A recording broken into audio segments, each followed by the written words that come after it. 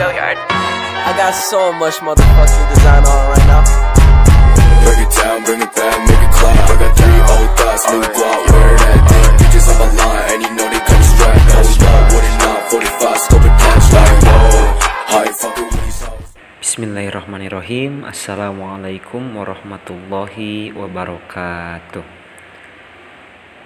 Sebelumnya, selamat jumpa kembali kepada teman-teman semua, yang mana alhamdulillah berkat rahmat iradat Allah Subhanahu wa taala kita dapat dipertemukan kembali pada hari ini dengan mata kuliah model-model pembelajaran dengan dosen pengampu Bapak Ceceng Salamuddin MAG. Izin memperkenalkan diri, kami dari kelompok 3 dengan beranggotakan 4 orang, dengan saya sendiri Muhammad Rizky Ainun Najib dan juga kawan-kawan saya, ada Dani Ramdhani, Gina Mahmudah, dan juga Risma Rahmawati. Yang mana mungkin insya Allah pada kesempatan hari ini kami kelompok 3 akan membawakan tema materi dengan judul Islam dan model pembelajaran, yang mana sub-sub materi ini meliputi dari 1. Istilah model-model pembelajaran dalam Islam, 2. Model pembelajaran perspektif tafsir dan hadis tarbawi, 3. Pengembangan model pembelajaran dalam sejarah Islam, 4. Dukungan Islam terhadap pengembangan model-model pembelajaran yang baru khususnya merespon era Society 4.0, dan yang kelima, jenis-jenis model pembelajaran yang relevan dengan pembelajaran PAI era Society 4.0. Setelah itu, mari kita membuka acara ini dengan membaca bismillah bersama-sama. Bismillahirrohmanirrohim. Baik, saya ucapkan terima kasih kepada moderator yang telah memberi waktu kepada saya untuk menjelaskan sedikit daripada bagian materi pada hari ini. Untuk poin yang pertama, ada yang disebut dengan istilah-istilah model pembelajaran dalam Islam. Dalam kegiatan pembelajaran, dikenal berbagai istilah yang dilekatkan pada keputusan pendidik dalam melaksanakan pembelajaran, yaitu pendekatan, metode, strategi, teknik, dan model. Penggunaan istilah ini seringkali tumpang tindih, sehingga seringkali orang merasa bingung untuk membedakannya. Dapat digarisbawahi kembali bahwa 1. Strategi atau teknik pembelajaran adalah cara yang dilakukan seseorang dalam mengimplementasikan suatu metode secara spesifik. 2. Metode sebagai jalan yang dilalui untuk memberikan pemahaman atau pengertian kepada peserta didik. 3. Taktik adalah gaya seorang dalam melaksanakan metode atau teknik pembelajaran tertentu yang sifatnya individual. Dan yang terakhir, nomor 4, model, yaitu bentuk pembelajaran yang tergambar dari awal sampai akhir yang disajikan secara khas oleh guru. Jadi, istilah-istilah model pembelajaran ini bisa dikatakan juga komponen yang saling terkait antara yang satu dengan yang lain dalam pelaksanaan pendidikan. Sebuah metode dan mempengaruhi sampai tidaknya suatu informasi secara lengkap atau tidak. Bahkan sering disebutkan cara atau metode kadang lebih penting daripada materi itu sendiri. Sekian mungkin dari saya kembalikan lagi kepada moderator. Terima kasih kepada moderator. Baik, langsung saja ke materi yang selanjutnya, yaitu model pembelajaran perspektif tafsir tarbawi.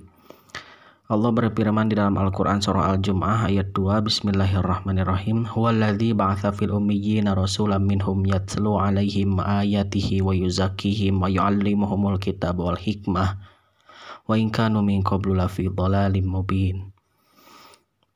Di dalam ayat ini ada 3 kata kunci yang relevan dengan topik pembahasan model pembelajaran, yaitu yang pertama yatlu, yuzakkihim, dan yu'allimuhum. Pelaksanaan atau strategi pertama dari model pembelajaran sesuai ayat ini adalah yatslu.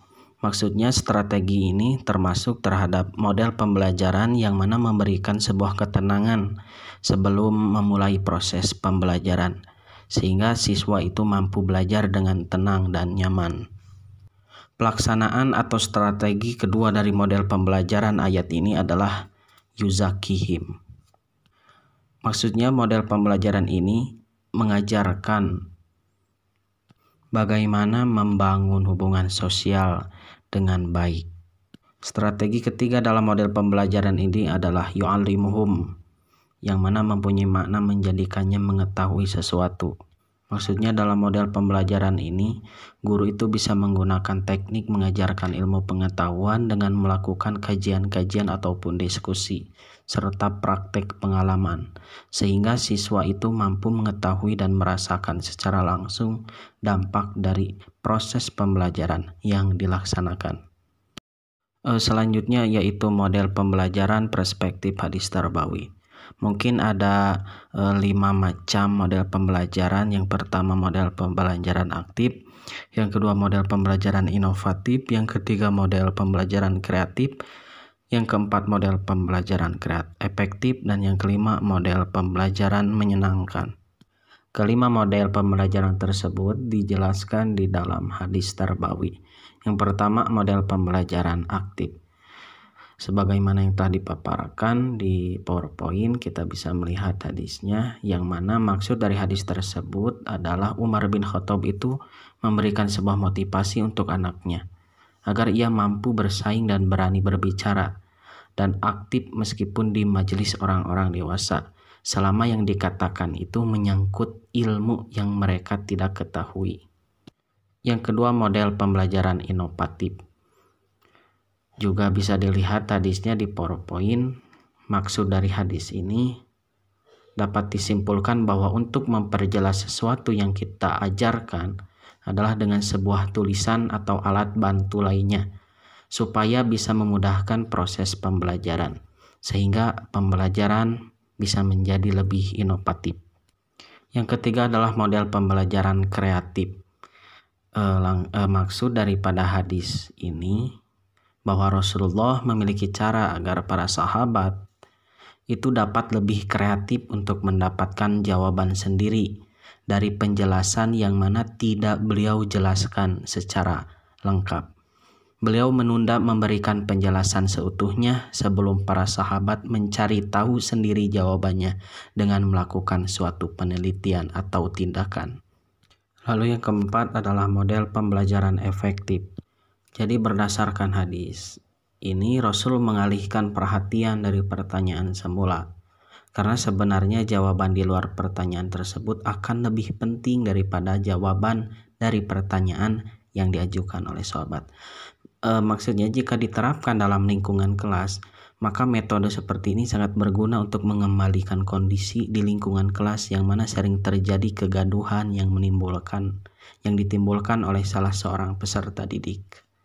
Jadi mengalihkan perhatian peserta didik kepada sesuatu yang lebih penting itu menjadi salah satu cara agar peserta didik dapat lebih fokus dalam pelajaran dan lebih efektif untuk mencapai tujuan pembelajaran. Dan yang kelima adalah model pembelajaran menyenangkan. Maksud dari hadis ini bahwa model pembelajaran menyenangkan ini dimaksudkan agar tercipta nuansa belajar yang menyejukkan, menggembirakan, dan juga mencerdaskan. Proses pembelajaran yang dilakukan oleh Rasulullah ini yaitu dengan menerapkan pembelajaran yang menyenangkan. Salah satunya ialah dengan memberikan suasana kegembiraan. Mungkin itu pemaparan dari saya. Saya kembalikan lagi kepada moderator. Baik, saya ucapkan terima kasih kepada moderator yang telah mempersilahkan saya untuk memaparkan materi, yaitu materi yang ketiga mengenai perkembangan model pembelajaran dalam sejarah Islam. Nah, jadi perkembangan model pembelajaran dalam sejarah Islam. Pertama, Rasulullah SAW belajar mengajarkan Islam itu dengan metode sir. Apa itu sir? Itu dengan cara sembunyi-sembunyi. Kemudian, setelah turunnya wahyu yang kedua, baru Rasul berdakwah secara terang-terangan.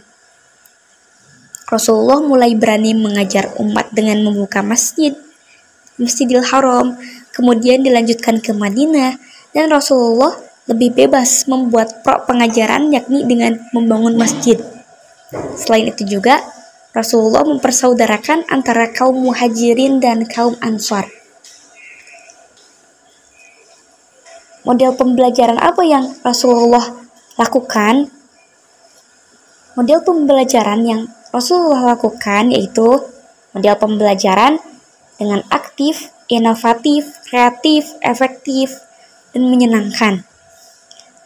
Kemudian, beberapa metode yang diterapkan Rasulullah SAW dalam bentuk akhlak dan kepribadian Islami adalah metode keteladanan, metode pembiasaan, dan metode targhib wa tarhib atau pemberian motivasi.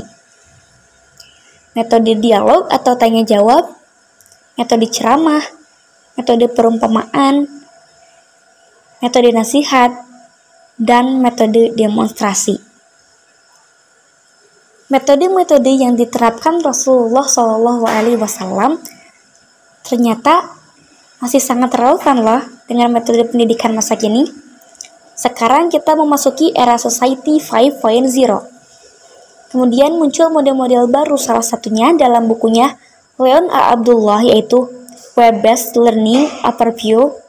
Teknologi informasi telah memberikan sejumlah dampak positif di berbagai bidang.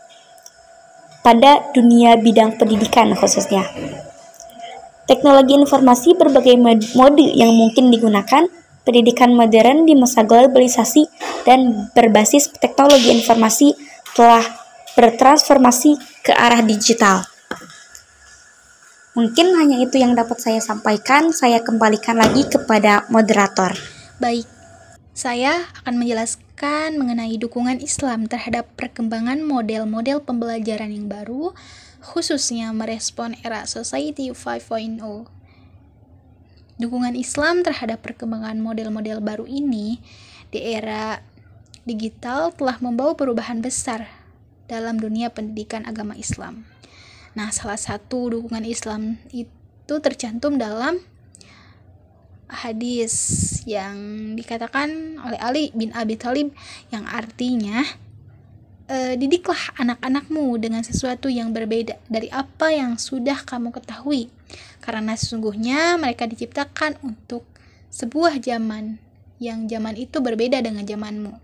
Nah, jadi kesimpulan dari hadis tersebut, kita harus mendidik anak-anak itu sesuai zamannya gitu. Nah, jadi dengan adanya model pembelajaran baru ini bisa lebih membantu dan membuat pendidikan semakin efektif dan efisien. Dalam kegiatan pembelajaran pun diharapkan terbentuk suatu komunitas yang mampu memanfaatkan perangkat atau media digital dalam mendorong terciptanya pembelajaran yang berkualitas. Oleh karena itu, guru dituntut untuk mampu menyajikan pembelajaran yang interaktif dan menarik. Selanjutnya, mengenai jenis-jenis model pembelajaran yang relevan dengan pembelajaran PAI era Society 5.0 ini. Kami mengutip dari pendapat Teddy Mailwansyah. Menurutnya, model pembelajaran yang relevan dengan era Society 5.0 ini di antaranya yang pertama ada project based learning, kemudian daring, luring, home visit, blended learning, dan pembelajaran melalui radio.